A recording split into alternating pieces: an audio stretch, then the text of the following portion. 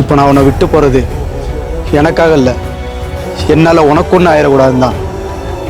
ஆனால் கடைசியாக ஒன்று சொல்கிறேன், உனக்கு எந்த பிரச்சனை வந்தாலும் அது யாராக இருந்தாலும் உனக்கு நான் தேவைப்பட்டா உனக்காக நான் அங்கே இருப்பேன்.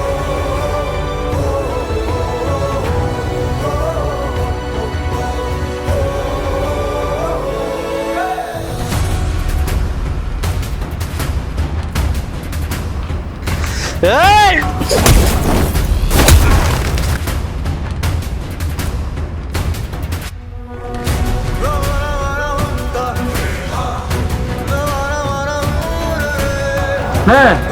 ஆத்விக்னே இவே எப்படா வந்தா?